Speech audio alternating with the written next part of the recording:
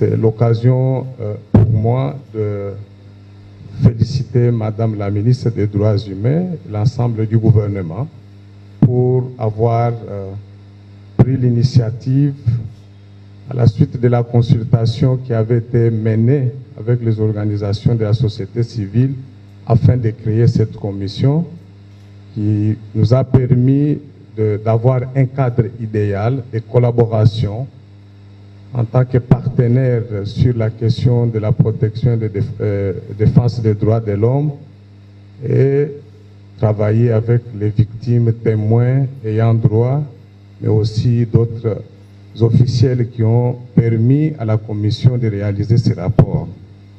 Nous estimons que nous avons travaillé en parfaite cordialité, convivialité, et que le rapport qui va vous être présenté, c'est un rapport qui reflète l'authenticité des faits tels que nous les avons recueillis auprès des différents interlocuteurs.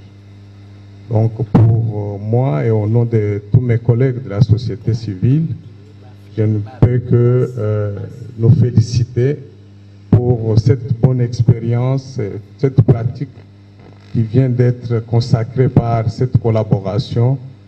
Et nous félicitons et remercions aussi Madame la ministre qui s'est investie pour que finalement cette commission puisse avoir lieu, que ces travaux cheminent jusqu'à la fin, sans oublier aussi les partenaires qui se sont associés à nous, à savoir le Bureau conjoint des Nations Unies aux droits de l'homme, ainsi que le Bureau de liaison de l'Union africaine ici à Kinshasa, qui nous ont apporté leur soutien, leur appui technique tout au long du travail ou de nos travaux au sein de la Commission.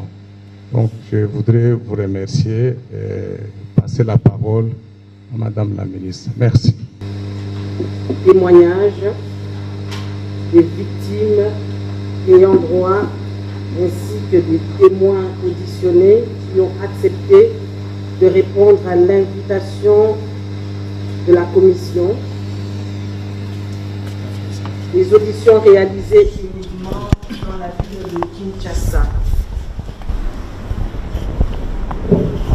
Ce rapport mentionne 14 morts, 65 blessés, 40 cas d'arrestation, détention, torture et traitements cruels, inhumains et dégradants, ainsi que 10 cas d'extorsion et vol à main armée. Dans le souci de protéger les victimes ayant droit et témoins, le présent rapport n'a pas repris leurs identités. Il en est de même pour les présumés auteurs des violations et atteintes aux droits de l'homme. Ces éléments sont contenus dans le rapport qui sera transmis au ministre de la Justice et garde des Sceaux pour des poursuites judiciaires. La SEM 3121 souhaite que ce rapport contribue à la lutte contre l'impunité ainsi qu'au respect, à la protection et à la promotion des droits de l'homme en République démocratique du Congo. La SEM 3121 souhaite que ce rapport constitue une base d'enquête judiciaire à l'encontre des présumés auteurs et complices des violations et atteintes des droits de l'homme en vue de contribuer à la lutte contre l'impunité en République démocratique du Congo. 1. Contexte socio-politique. Depuis septembre 2016, la République démocratique du Congo traverse des moments de turbulence liés au processus électoral sur l'ensemble du territoire national. Cette situation a eu des répercussions sur le respect et la protection des droits de l'homme. Les types de violations et d'atteintes aux droits de l'homme les plus enregistrés sont violation aux libertés d'association, de réunion et de manifestation, violation à la liberté d'expression et d'opinion, violation et atteinte au droit à la vie, à la sécurité de la personne humaine, violation et atteinte à la propriété privée, pillage, destruction méchante, intolérance, incitation à la haine et à la violence. Certaines manifestations organisées par des partis politiques et ou par des organisations de la société civile ont été interdites par les autorités politico-administratives et dispersées dans la violence par certains éléments de défense et de sécurité. Les présumés auteurs de ces violations sont certains agents de la police nationale congolaise, certains éléments des forces armées de la République démocratique du Congo et ceux des services de renseignement. Pour les cas d'atteinte aux droits de l'homme, les présumés auteurs sont certains membres des partis politiques de la majorité, comme ceux de l'opposition, des partis antagonistes qui atteignent parfois les extrémités pour exprimer leur mécontentement. Le 31 décembre 2017 et le 21 janvier 2018, le Comité laïque de coordination a organisé des manifestations publiques à Kinshasa ainsi que dans certaines villes de la République démocratique du Congo, réclamant, je cite, l'application intégrale de l'accord politique du 31 décembre, fin de citation. Pour l'autorité urbaine, je cite, ces manifestations ayant comme point de départ les 167 paroisses catholiques de Kinshasa ont été interdites pour faute d'itinéraire précis. L'autorité urbaine de Kinshasa affirme également, je cite, détenir des preuves recueillies par les services de défense et de sécurité que les organisateurs des marches du 31 décembre 2017 et du 21 janvier 2018 avaient l'ambition de prendre le pouvoir par la force. Fin de citation.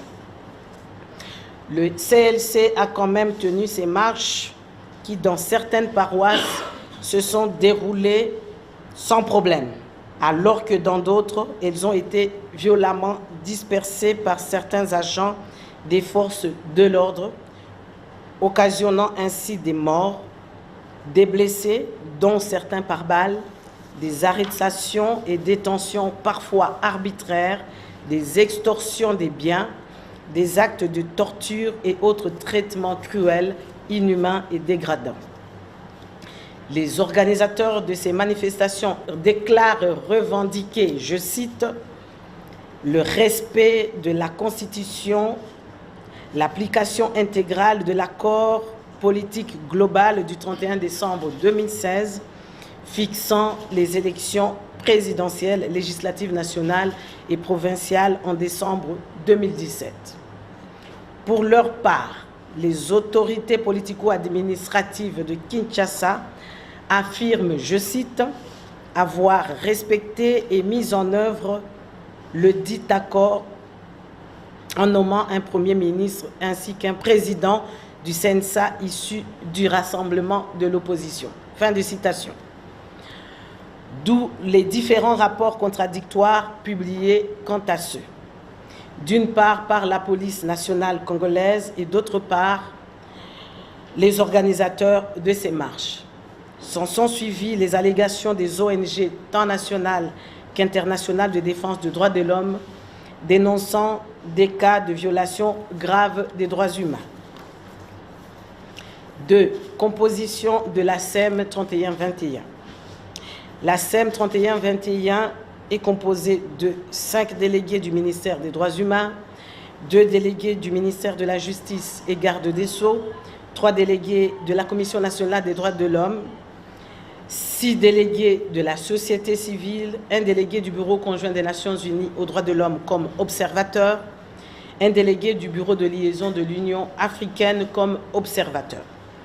La SEM 31-21 est présidée par votre servante que je suis, ministre des Droits humains, et Maître Georges Kapiamba, rapporteur désigné par la société civile. 3. Méthodologie. Pour accomplir son mandat, la SEM 31-21 a rédigé et adopté 2 documents de travail, le règlement d'ordre intérieur et les termes de référence.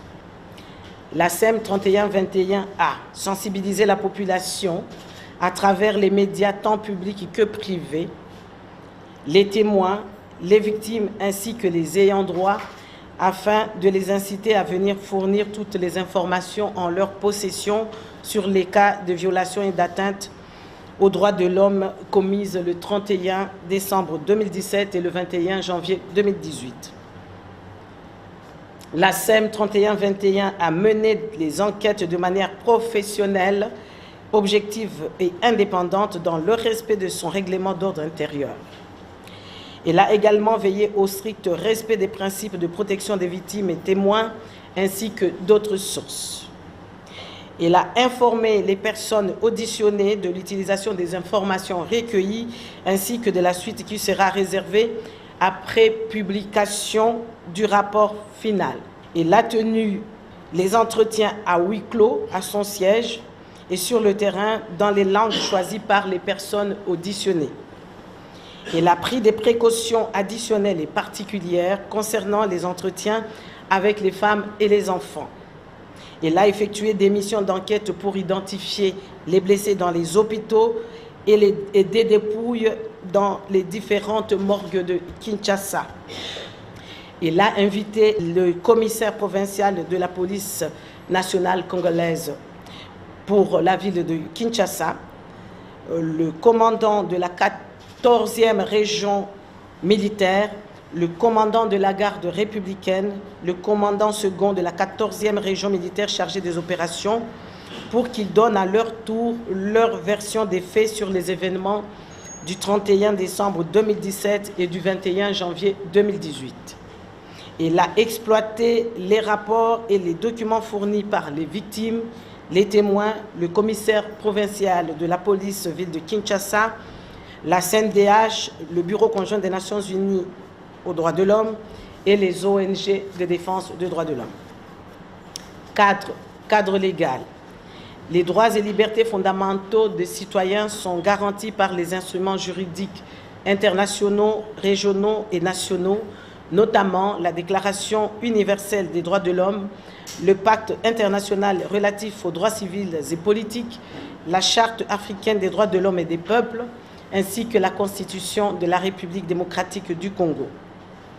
Au titre de ces droits et libertés fondamentaux, nous citons ceux dont les atteintes et violations ont été constatées à l'occasion des manifestations du 31 décembre 2017 et 21 janvier 2018. Il s'agit de droit à la vie, droit à l'intégrité physique, droit à la liberté et à la sécurité de la personne humaine, droit à se réunir et à manifester pacifiquement, droit à la liberté de culte, liberté de mouvement, droit à la propriété privée, droit à la santé, droit à la justice, violation et atteinte à la propriété privée, destruction méchante, intolérance politique, incitation à la haine et à la violence.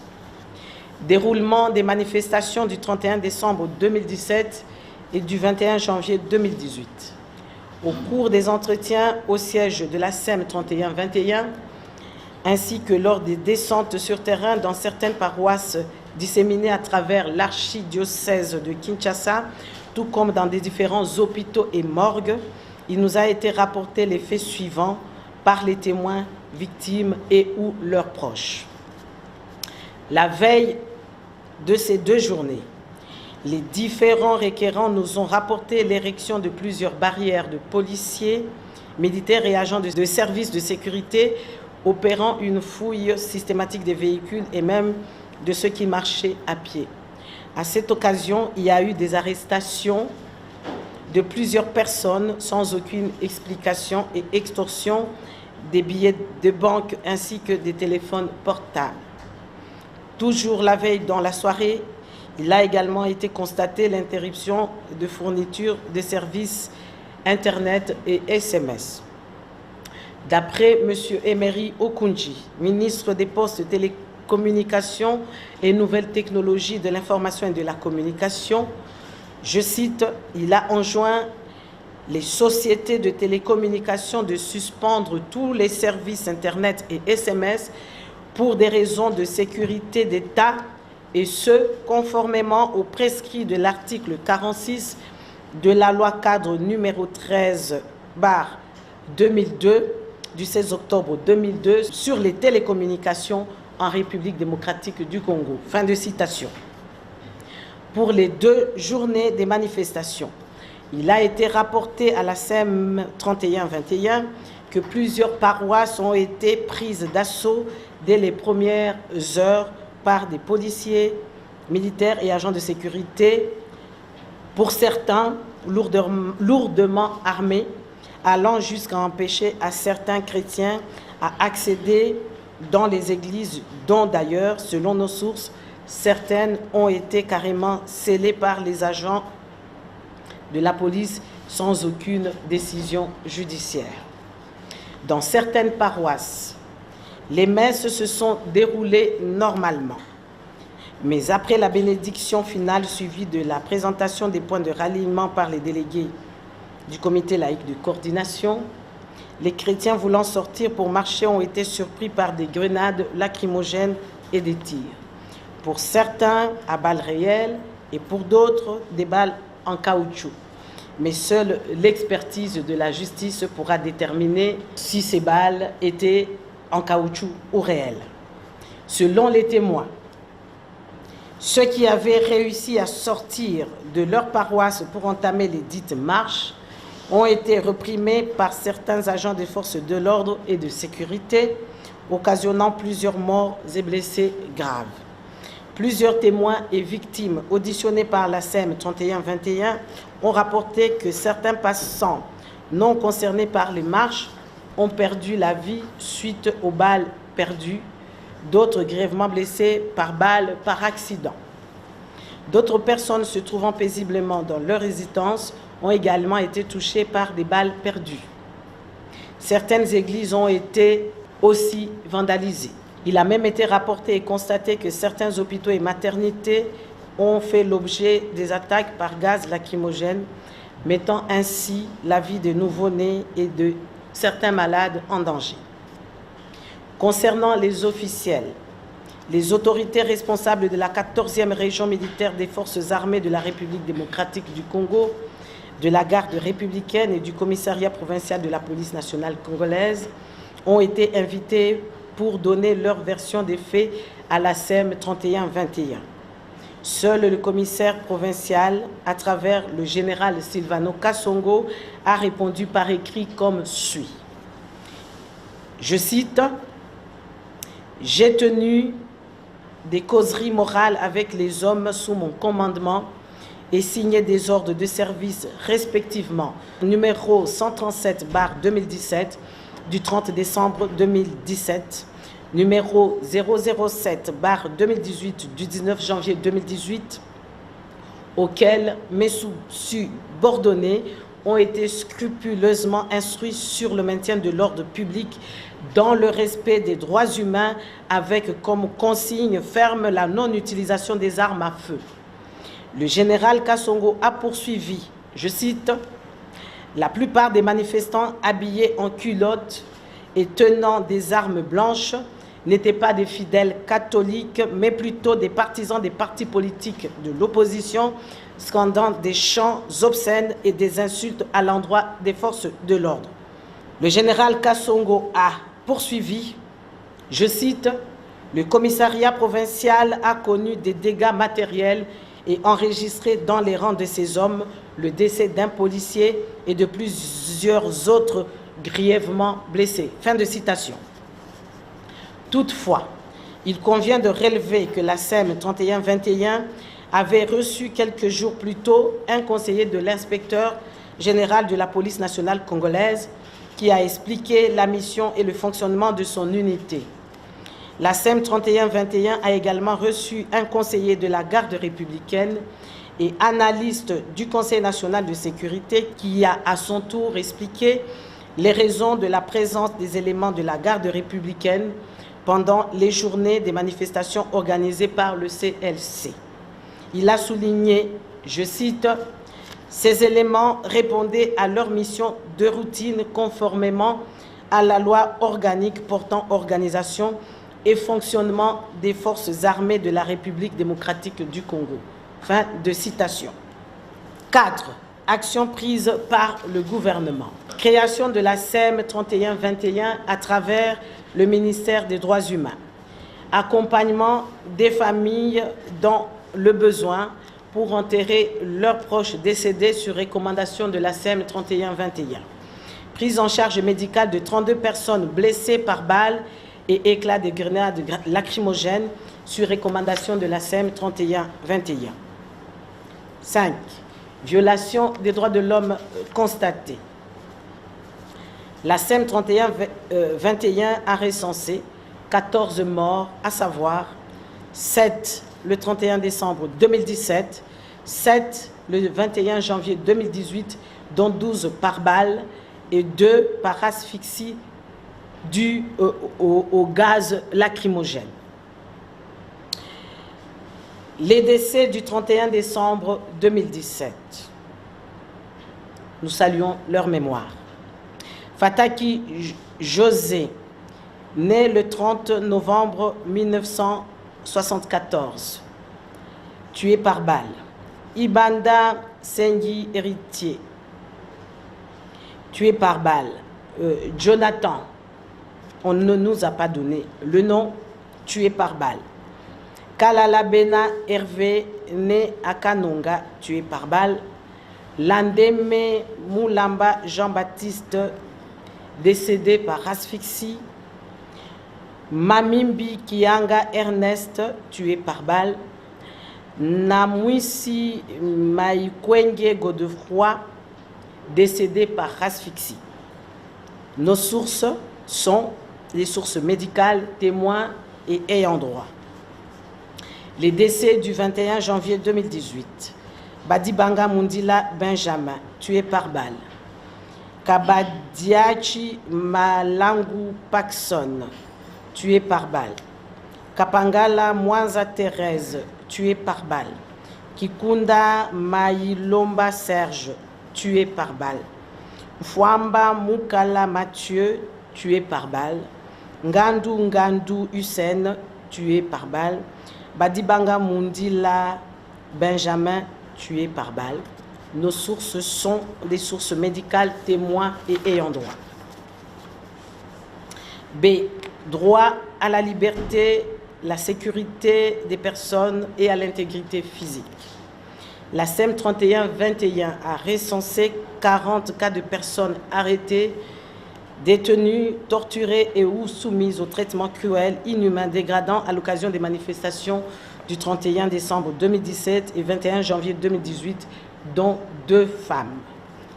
La SEM 31-21 déplore la détention des personnes arrêtées en lien avec les manifestations pendant plusieurs semaines, voire des mois, par les services de défense et de sécurité sans être présentés devant leur juge naturel à l'expiration du délai de la garde à vue.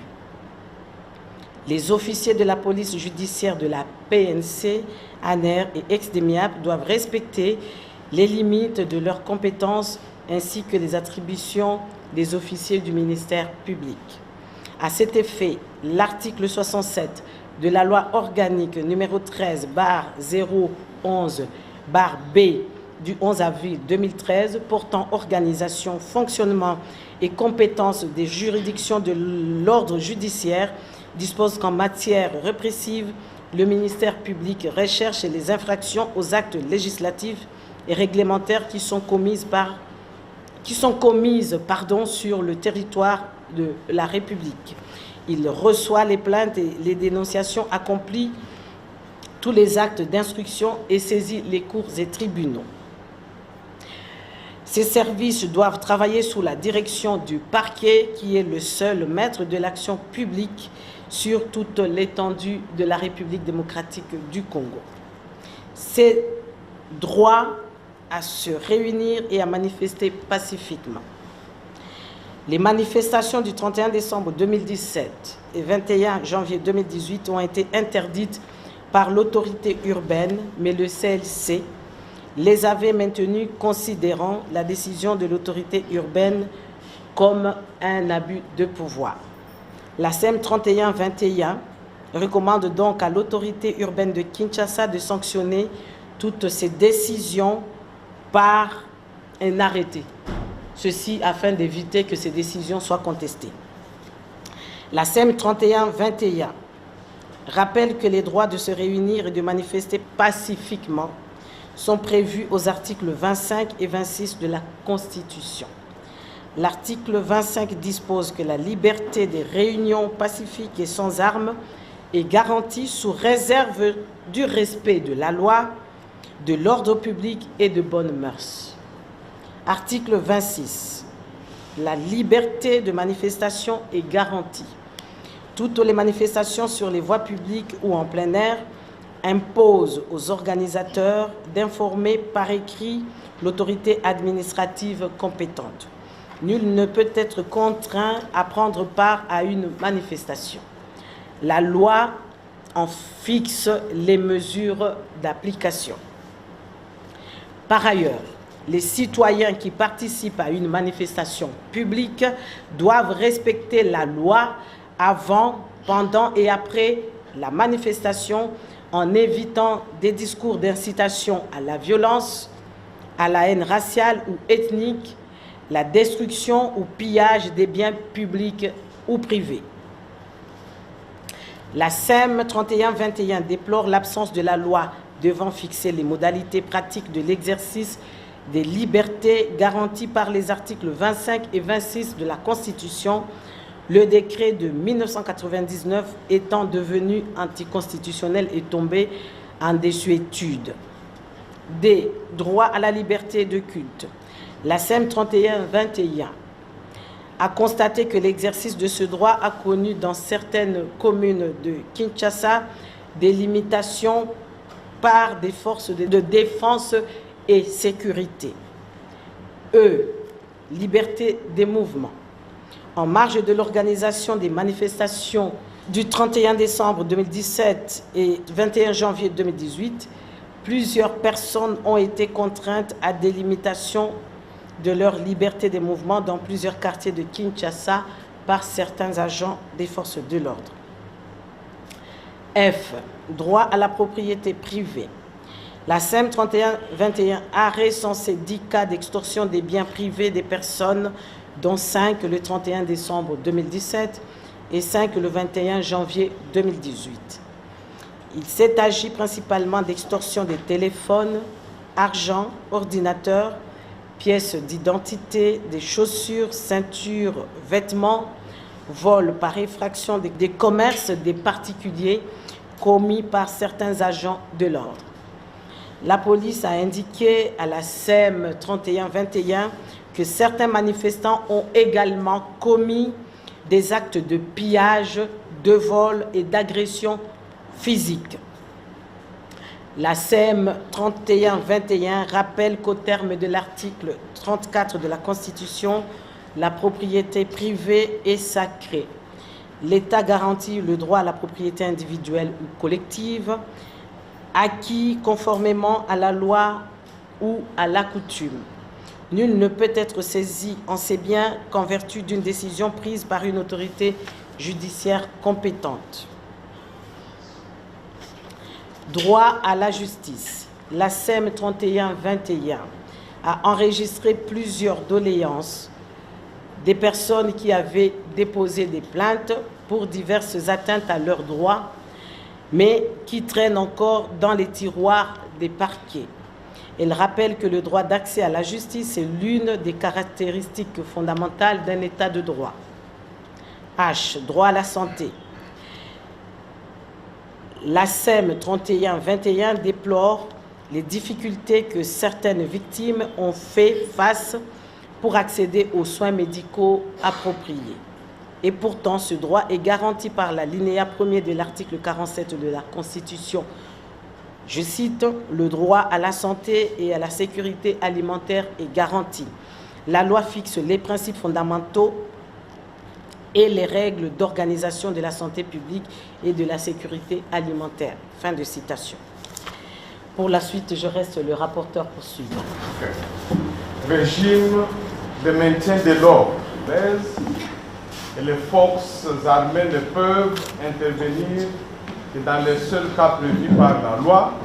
Et dans ces cas, les militaires sont placés sous le commandement de la police. Au terme de l'article 163 de la loi numéro 13/013 du 1er juin portant statut du personnel de carrière de la police nationale, l'armement de base du policier comprend un pistolet, une matraque et une paire de menottes.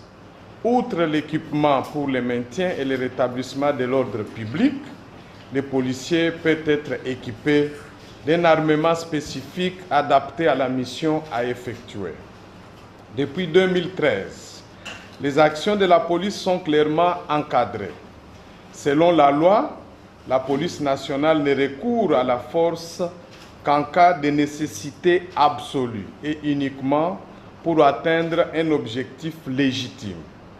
Elle doit respecter les principes de proportionnalité et de progressivité.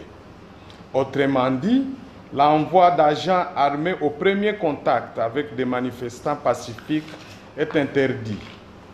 La SEM 31-21 a constaté l'emploi des forces armées dans certaines communes de Kinshasa en appui aux policiers, alors qu'au terme de la loi, lorsque les unités des forces armées sont appelées à intervenir avec la police nationale pour donner force à la loi, la direction des opérations de rétablissement de l'ordre public revient au commandement des unités de la police nationale. La SEM 31-21 n'a pas reçu de la police nationale congolaise et de FARDC des copies de réquisitions, donc elle n'est pas en mesure d'attester leur existence ni de dire que l'usage d'armes à feu a été autorisé par l'autorité administrative. Conclusions et recommandations. La SEM 31-21 estime que le gouvernement aurait dû prendre toutes les mesures possibles pour qu'il n'y ait pas d'atteinte à la vie causée par certains éléments des forces de l'ordre, ni par des particuliers, plus précisément les manifestants dans leur rapport interindividuel. Dans ce rapport, la SEM constate que l'interdiction générale et à durée indéterminée des manifestations publiques est parmi les conséquences des violations et atteintes aux droits de l'homme. Le déploiement d'importants dispositifs policiers et militaires le 31 décembre 2017 et 21 janvier 2018, ainsi que l'usage de la force par certains agents des forces de l'ordre, s'était fait en violation des instruments juridiques internationaux, régionaux et nationaux. Eu égard à ce qui précède, la SEM 31-21 recommande au président de la République de veiller à l'amélioration de la protection et de la promotion des droits de l'homme par les institutions publiques et à la poursuite de la mise en œuvre des mesures de décrispation politique.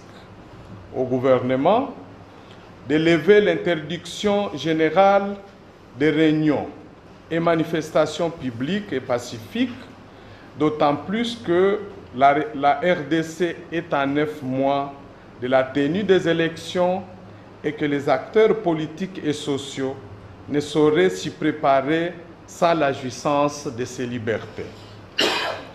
Deuxième trait pour le gouvernement, établir une commission indépendante d'experts chargée d'une révision complète du système de commandement et du protocole de déploiement des forces de défense et de sécurité dans les situations autres que des situations de guerre ou de meutes violentes. Cette commission devrait rendre public son rapport et ses recommandations dans les brefs délais, de préférence avant la période de campagne électorale prochaine. Troisième trait, prendre en charge les soins de santé de toutes les victimes des manifestations publiques. Quatrième recommandation, mettre à la disposition de la justice tous les moyens nécessaires pour mener des enquêtes judiciaires et poursuivre les auteurs de violations et atteintes aux droits de l'homme en lien avec les manifestations publiques du 31 décembre 2017 et du 21 janvier 2018. Cinquième recommandation, créer un fonds pour la réparation au profit des victimes. Sixième recommandation, veiller au respect des droits des citoyens à exercer les libertés publiques, notamment les droits de se réunir et de manifester librement.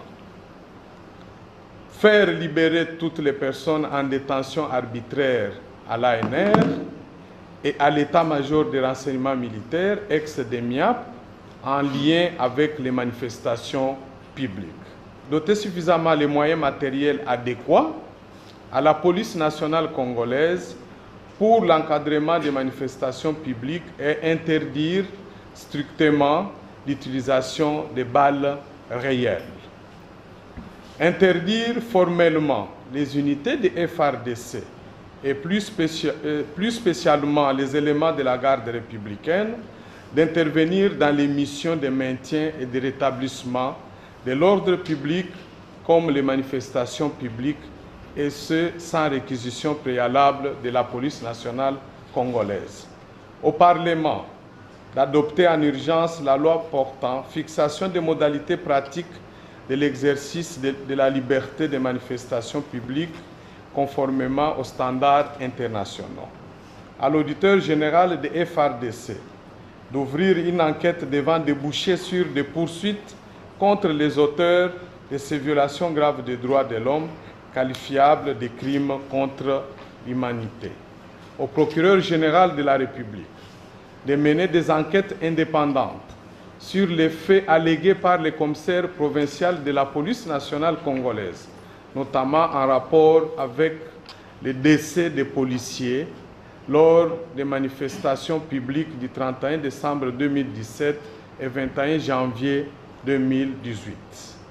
À la police nationale congolaise de former et renforcer les capacités de tous les policiers en matière de droits de l'homme et d'encadrement des réunions et manifestations publiques.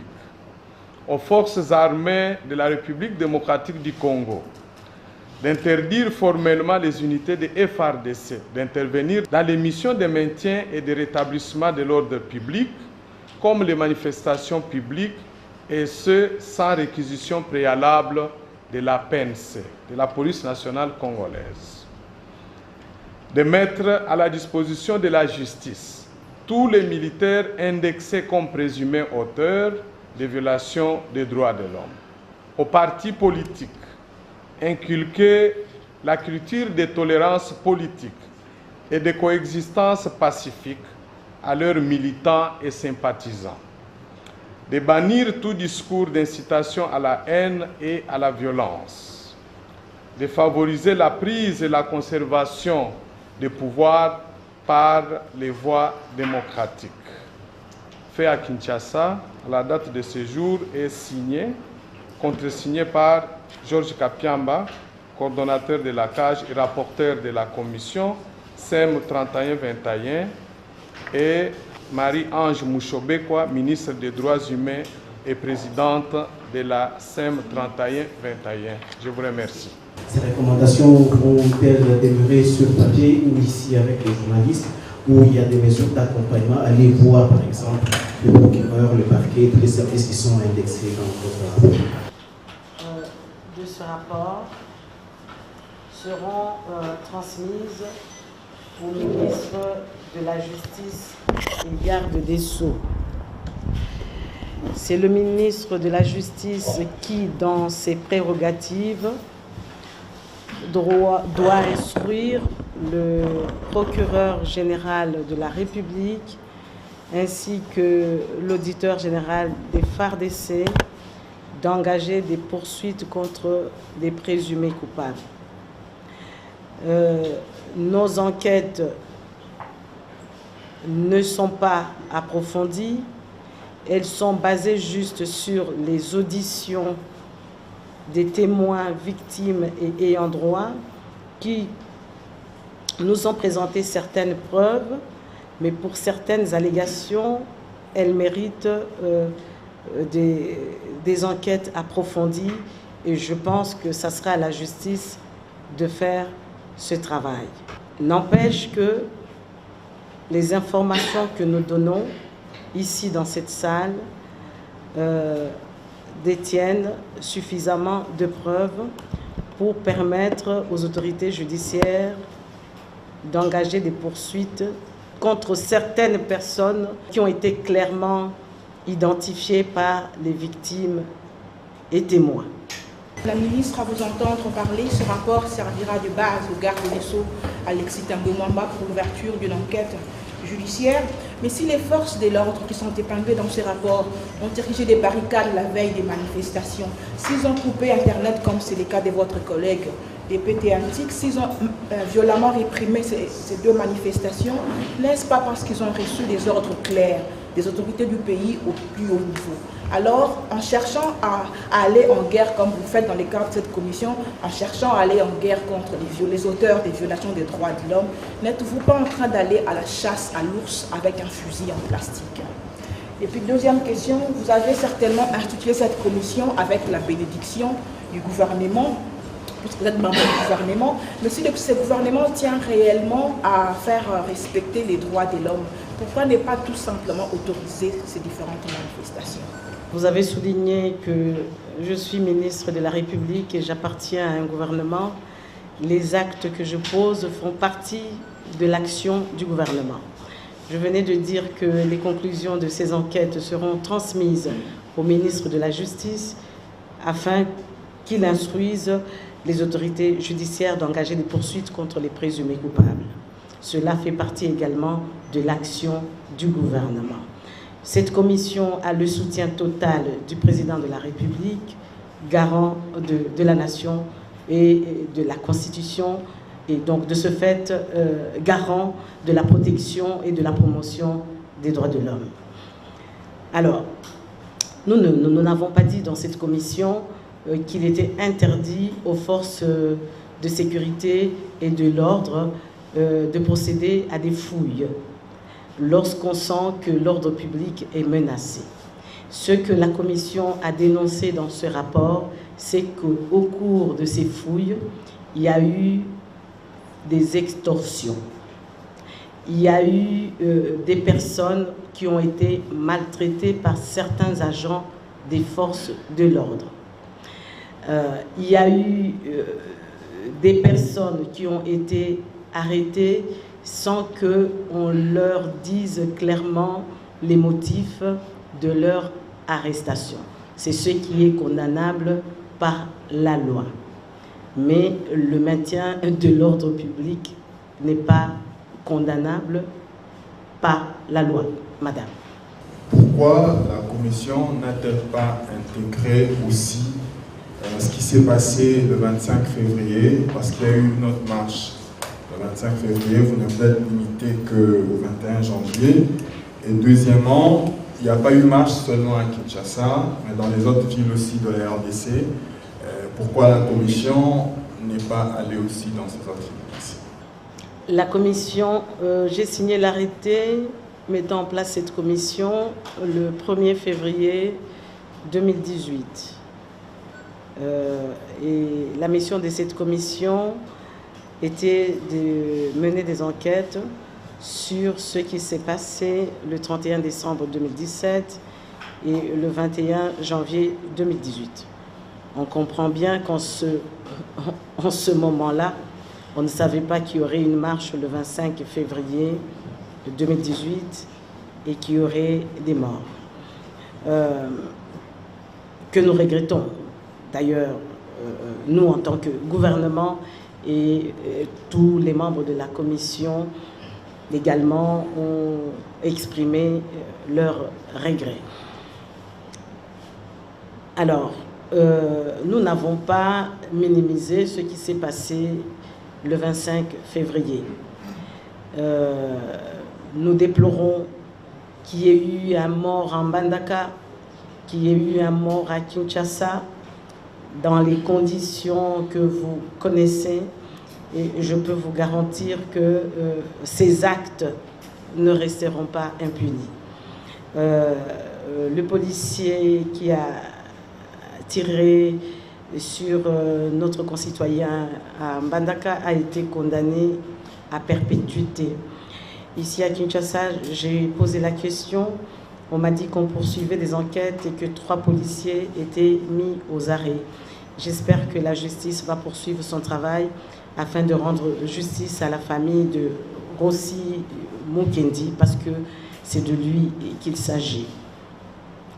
Alors, vous demandez pourquoi la commission n'a pas enquêté sur des cas de violation et d'atteinte des droits de l'homme dans d'autres provinces de la République démocratique du Congo. C'est simplement parce que nous avons voulu commencer par la capitale, qui est le miroir de la République et siège des institutions. Nous envisageons de nous rendre également dans des provinces qui ont été touchées. Nous allons poursuivre les enquêtes et nous ferons comme à Kinshasa. Les conclusions de ces enquêtes seront mises à la disposition du ministère de la Justice afin que la justice fasse son travail.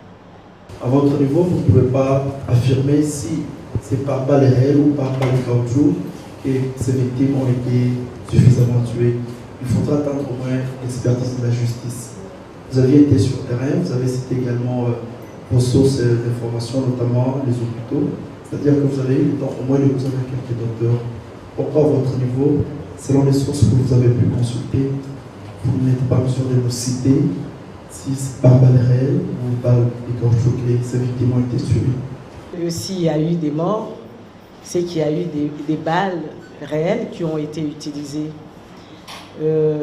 La police a dit que pour certaines victimes, il s'agissait des balles en caoutchouc. Face à ces informations contradictoires, je pense que ça sera à la justice de faire son travail. Mais n'empêche que les personnes sont décédées qui ne méritaient pas de mourir ce jour-là, que ce soit par balle réelle ou par balle en caoutchouc. Les personnes qui sont décédées ne devraient pas mourir au cours de ces manifestations. Je ne suis pas spécialiste de la balistique. C'est pour ça que pour certains cas, la commission a estimé qu'elle ne pouvait pas affirmer ou infirmer.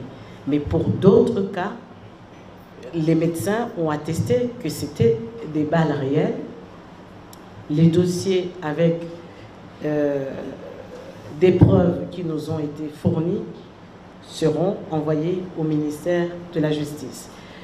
Je vous ai dit que nous avons décidé au sein de la communication, de la commission, de ne pas publier les noms des témoins, de certaines victimes qui préfèrent requérir l'anonymat, mais qui, au moment opportun, lorsque les procès seront organisés, vont se présenter devant les juridictions compétentes pour témoigner afin que justice soit rendue aux victimes et aux ayants droit des personnes qui sont décédées. Je veux savoir si la commission a eu, pendant son travail, à auditionner ou à convoquer les membres du gouvernement qui étaient cités pour avoir participé d'une façon ou d'une autre à ces manifestations, puisqu'on a parlé de séquestration, on a parlé de ceci. Alors, si vous les avez auditionnés, quelle est la vraie vérité aujourd'hui? Qu'est-ce que nous pouvons retenir? Qu'est-ce qui s'était réellement passé ces jours-là? Est-ce qu'il y avait séquestration ou il y avait autre chose? Je crois que la commission qui a travaillé peut aujourd'hui nous restituer les faits. Et là, je voudrais avoir, non pas le point de vue du gouvernement, moins encore le point de vue de la CAGE, mais le point de vue de la commission qui a fait le travail. Deuxième question, madame, c'est par rapport à la prise en charge des victimes. Vous avez souligné que parmi les recommandations, le gouvernement doit prendre en charge les victimes. Et là, je voudrais savoir avec exactitude où en est-on, qui a-t-on déjà pris en charge et à quelle proportion jusqu'à ces jours. Merci.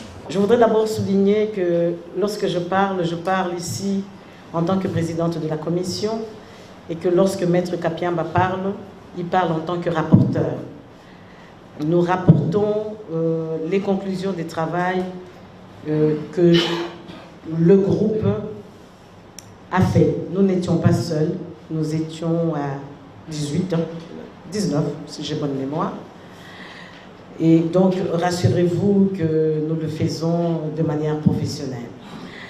Alors, les membres du gouvernement sont venus témoigner à la commission.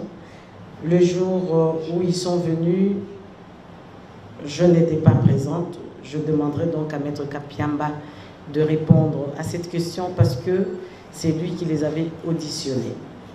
Je répondrai à votre deuxième question. Il y a eu plusieurs personnes qui ont été blessées. Il y a celles qui avaient juste besoin des médicaments pour poursuivre les traitements.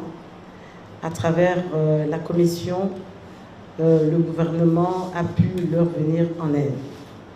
À ce jour, nous avons 9 personnes qui ont été touchées par balle, perdues, et dont les balles sont encore logées dans leur corps. Ces personnes doivent être opérées. Elles ont donné leur accord afin que leur dossier soit transmis au ministère de la Santé.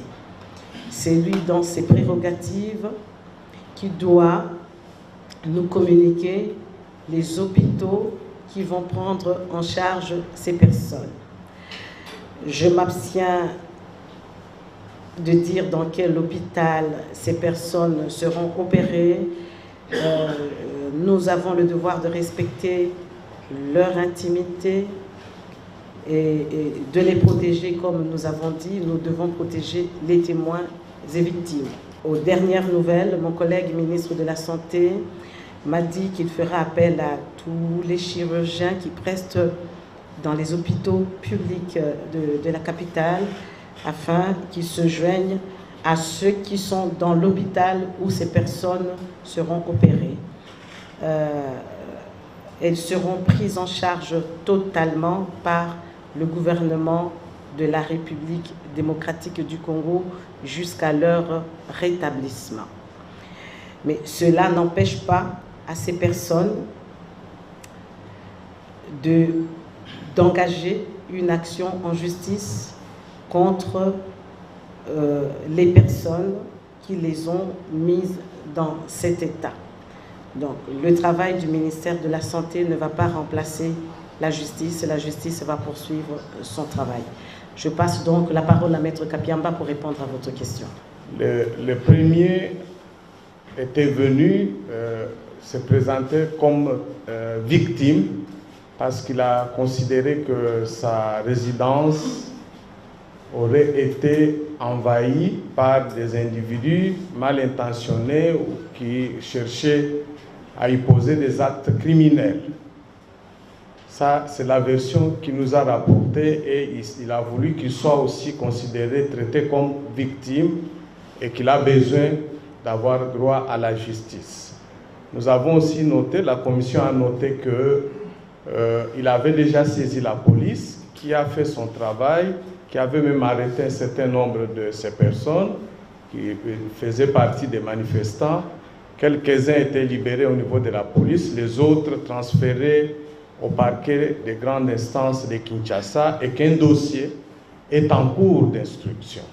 Donc pour la commission, nous considérons que la justice étant déjà saisie et qu'elle est en train de faire son travail, c'est déjà une très bonne chose parce que le but poursuivi par les efforts de nous tous, c'est de permettre aux gens d'accéder à la justice, saisir les juges, faire comparaître ceux qui sont présumés auteurs des faits contre lesquels ils se plaignent, leur donner aussi la possibilité de se défendre dans un procès équitable.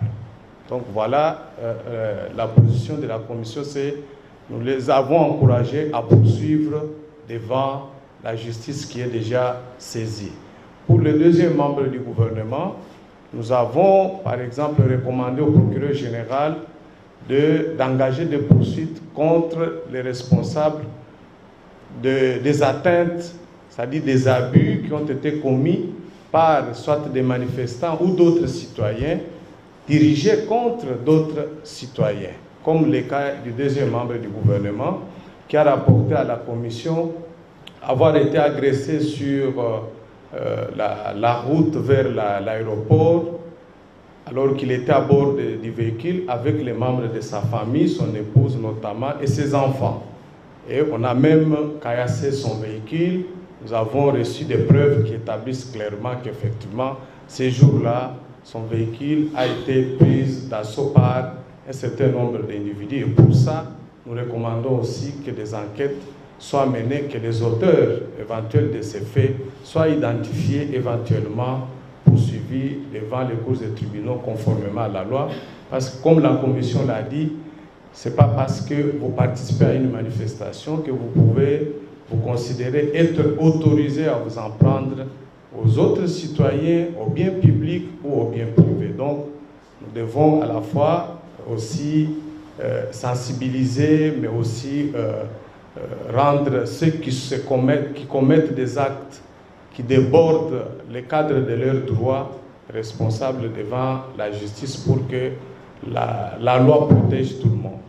Madame, une question à vous et l'autre à monsieur le rapporteur. Je voulais revenir à l'aspect concernant l'assistance aux victimes.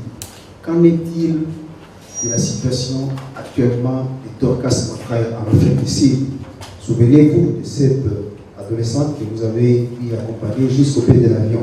Selon certaines sources, le gouvernement aurait abandonné la fille en Afrique du Sud.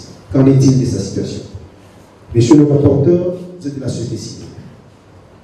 Je vois, faisant la lecture du rapport contenu, je le vois comme s'il y a des éléments contradictoires à cœur des bilans que la MONUSCO vous avait présenté à l'époque.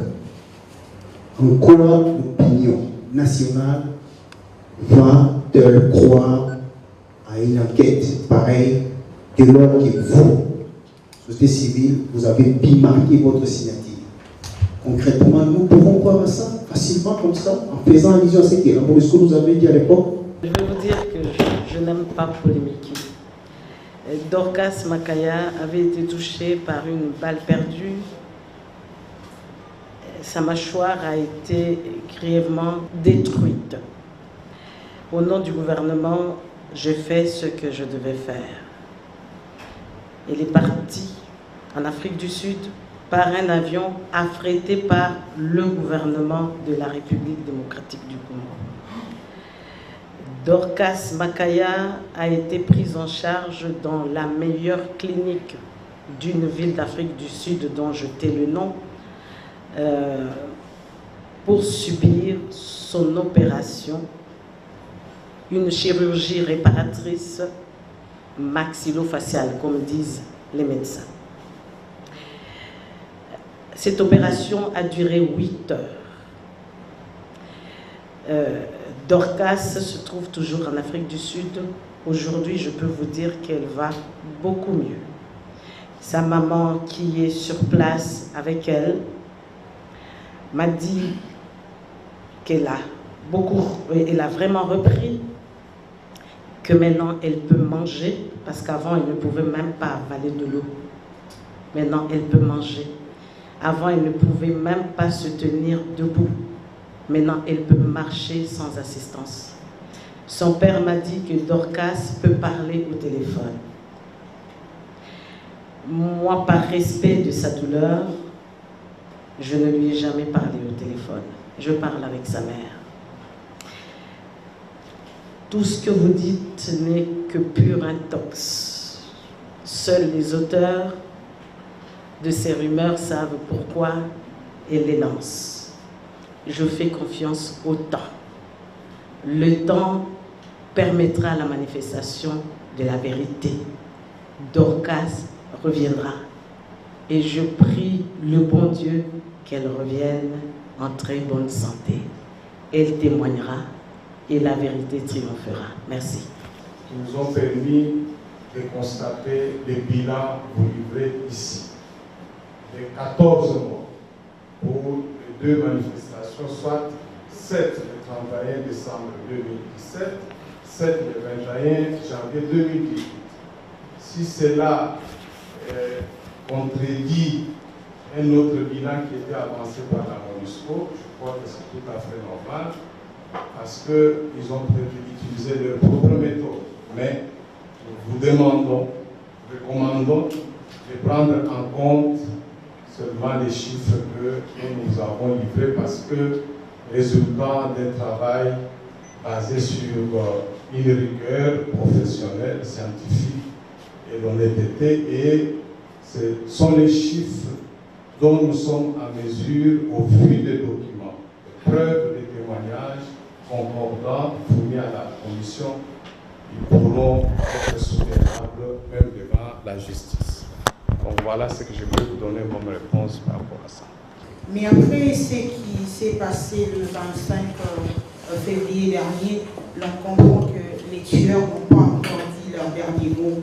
Alors, question, à quoi servira le travail de la SEM 31-21 dès lors que les forces de l'ordre continuent à réprimer violemment les manifestations pacifiques? Cette question appelle une deuxième. Pour rétablir le fait concernant les événements du 25 février dernier, y aura-t-il encore une autre commission d'enquête après celle-ci? Si le ministère du droit humain a été créé, c'est parce que la plus haute autorité du pays est consciente qu'il y a certaines choses qu'il faut corriger, d'autres qu'il faut améliorer. Le Conseil des droits de l'homme de l'ONU existe parce que l'ONU est consciente que le respect, la protection et la promotion des droits de l'homme demeurent un défi pour tous les pays du monde. Chaque État du monde fait face à ces défis. La République démocratique du Congo a les siens. Les choses ne changeront pas d'un coup de baguette magique. Le gouvernement fait de son mieux pour sensibiliser toutes les personnes concernées, dont vous-même d'ailleurs vous faites partie, la société civile, la presse, l'armée, la police. Plus les gens vont intégrer les notions et les principes de droits de l'homme, et moins il y aura des cas de violation et d'atteinte aux droits de l'homme. Nous ne minimisons pas ce qui s'est passé le 25 février parce qu'il y a des êtres humains qui ont perdu la vie. Je crois comprendre qu'il y a une difficulté au niveau du gouvernement. Peut-être que vous avez pris de bonnes décisions, mais que dans l'application de celle-ci, ça pose problème. Je prends les cas du 25 février dernier. C'était l'objectif 0 décès. Mais malgré vos bonnes décisions, sur le terrain, il y a eu des gens qui ont tiré sur d'autres et on a constaté des morts. Alors pourquoi n'avoir pas retenu parmi la batterie là, de recommandations le fait de moraliser aussi nos policiers qui, eux, pensent parfois que tuer c'est une prouesse, alors que leur travail c'est de nous sécuriser et non nous insécuriser. Vos arrêts et les personnes soupçonnées d'avoir abattu aussi Mukendi, pour nous, la commission, et moi en tant que ministre des Droits humains, dans mes prérogatives, je dois juste veiller à ce que justice soit rendue à Rossi. Et je vous ai dit que je n'agis pas en tant qu'individu, j'agis en tant que membre du gouvernement. Ce que je fais est dans l'action du gouvernement et rendre justice à ces familles à travers le ministère de la Justice sera également une action du gouvernement de la République démocratique du Congo. Étant donné qu'il n'y a plus de questions, c'est qu'on a répondu à toutes les questions et tout est clair. Nous espérons simplement que le rapport que nous rendons